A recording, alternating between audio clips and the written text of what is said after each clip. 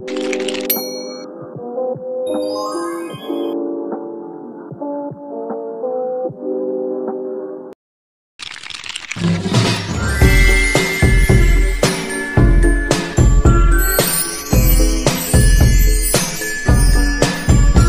guys, we are the group 3.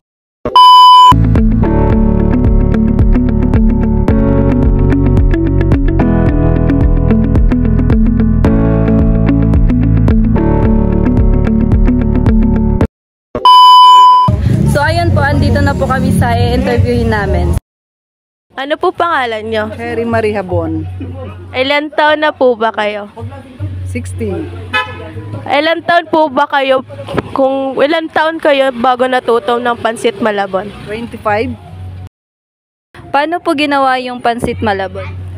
Ginigisa muna siya. Gigisahin muna yung mga bawang, sibuyas, tapos gulay. Ayun. Tapos pag tatanggalin yung gulay, magpapakulo ng tubig. Pag nakulo na, ilalagay yung pansit. Pag naluto na yung pansit, ilalagay yung gulay. Basta yun, halo-halo. Pangalawa pong katanungan, ano pong special sa pansit malabon? Yung lasa niya. Yun ang masarap. Lasa.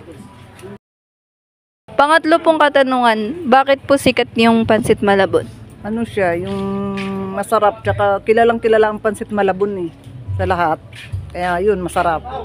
Sino po ang unang nag-imbento ng pansit malabon? Si Eulalia de los Santos. At ayun lang po, maraming salamat po sa pag-interview po sa iyo. Dito po nagtatapos ang aming interview. Edit ko na lang to. 1, 2, 3, go. Hi guys!